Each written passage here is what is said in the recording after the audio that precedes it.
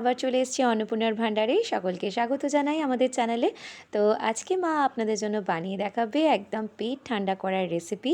আর শীতকাল মানেই তো ধরে নিন আমরা অনেক রকমের রিচ খাবার খেয়েই থাকি। সবসময় রিচ খাবার খেলে পেটটাও গরম হয়ে যায়, তো মাঝে মাঝে পেট ঠান্ডা করতেই হয়।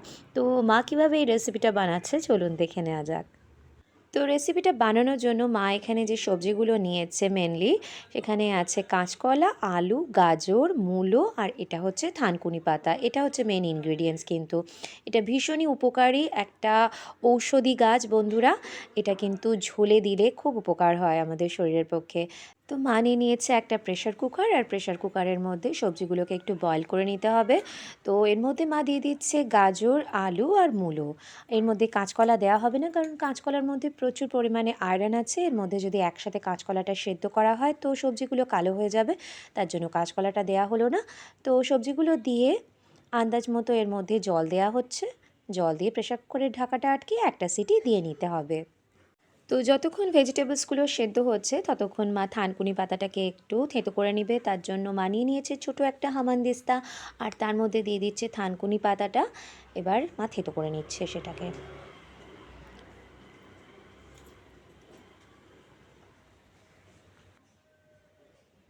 তো দেখতেই পাচ্ছেন, তো থেঁতো করা হয়ে গেছে। এটা মা তুলে নিচ্ছে এবার। তুলে একটা জায়গায় রেখে দেবে। এটা বাটির মধ্যে মা রেখে দিয়েছে। তো ততক্ষণে ভেজিটেবলসগুলো বয়েল হয়ে গেছে। তো প্রেশার কুকারের ঢাকাটা খুলে মা দেখে নেবে এবার। এই দেখতেই পাচ্ছেন হাফ বয়েল মতো হয়ে গেছে।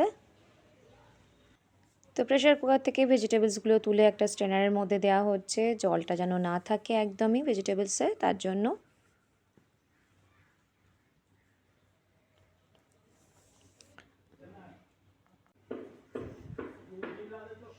তো গ্যাস ওভেনে মা বসিয়ে দিয়েছে একটা কড়াই, আর তার মধ্যে দিয়ে দিচ্ছে 2 টেবিল স্পুন মাস্টার্ড অয়েল বা সর্ষের তেল।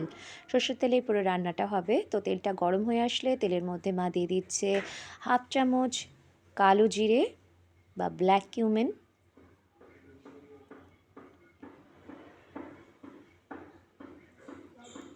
এবার কাঁচকলাটা একটু ভেজে নেওয়া হবে, কারণ কাঁচকলাটা বয়েল ছিল না। কাঁচকলা খুব তাড়াতাড়ি কিন্তু সেদ্ধ হয়ে যায়, তো একটু মা ভেজে নেবে। আন্দাজ মতো একটু নুন দেওয়া হলো, আর একটু হলুদ গুঁড়ো দেওয়া হলো। নুন আর হলুদ দিয়ে কাঁচকলাটাকে তেলের মধ্যে হাই ফ্লেমে মা ভেজে নেবে।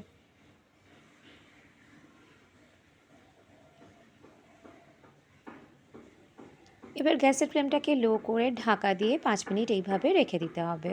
তো 5 মিনিট পর ঢাকাটা তোলা হচ্ছে। কাঁচকলাটা দেখুন ভাজা ভাজা হয়ে আসছে।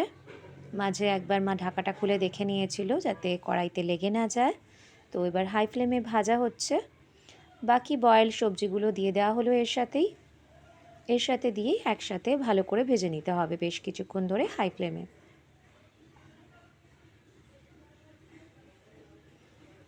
সমস্ত সবজি আর কাঁচকলাটা যাতে ভালো মতো সেদ্ধ হয়ে যায়, তার জন্য আরও 5 মিনিটের জন্য ঢাকা দিয়ে লো ফ্লেমে এইভাবে রান্না করতে হবে। ঢাকাটা খোলা হচ্ছে আবারও 5 মিনিট পর। তো বুঝতেই পারছেন সবজিগুলো অনেকটাই নরম হয়ে এসছে। ভালো করে হাই ফ্লেমে ভাজা হচ্ছে।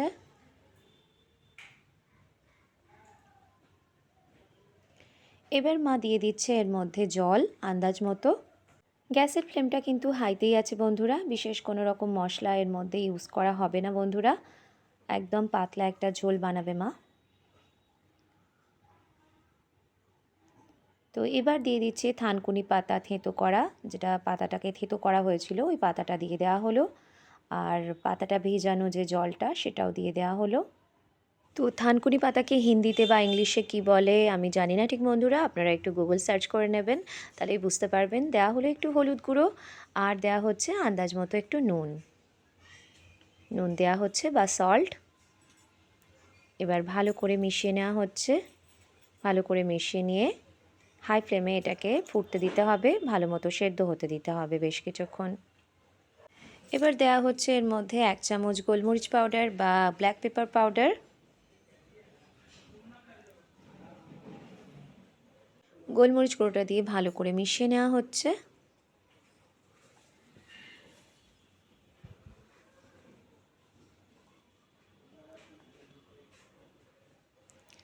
তো দেখতেই পাচ্ছেন বন্ধুরা, ঝোলটা ফুটে উঠেছে। আর এইভাবে কিন্তু হাই ফ্লেমে বেশ কিছুক্ষণ রান্না করতে হবে, যতক্ষণ না ভালো করে সবজিগুলো গলে যাচ্ছে। তো 5 থেকে 7 মিনিট এইভাবে ফুটতে দিলে কিন্তু রান্নাটা আজকে রেডি হয়ে যাবে। আর ঝোলটা যতক্ষণ না ঘন হয়ে আসে ততক্ষণ কিন্তু এটাকে এইভাবেই ফুটতে দিতে হবে।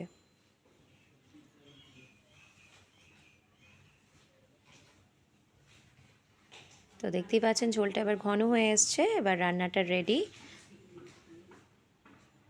তো সার্ভিং বলে মা সার্ভ করে দিয়েছে আজকে আমাদের পেট ঠান্ডা করার একটা ঝোল, যেটা থানকুনি পাতা আর ভেজিটেবলস দিয়ে বানানো হয়েছে। আপনারা ইচ্ছা করলে আপনাদের মন মতো ভেজিটেবলস কিন্তু এর মধ্যে ইউজ করতে পারেন।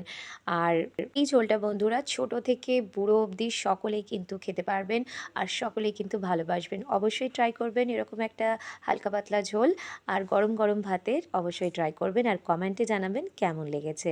যদি ভালো লাগে মায়ের হাতের এই রেসিপিটা বন্ধুরা, চ্যানেলটিকে সাবস্ক্রাইব করে পাশে থাকবেন, লাইক শেয়ার কমেন্ট করতে ভুলবেন না। পাশে বেল আইকনটা প্রেস করে অল অপশনে ক্লিক করে দেবেন। আজকের মতো এখানেই শেষ করছি, আবার চলে আসবো অন্য কোনো রেসিপি নিয়ে।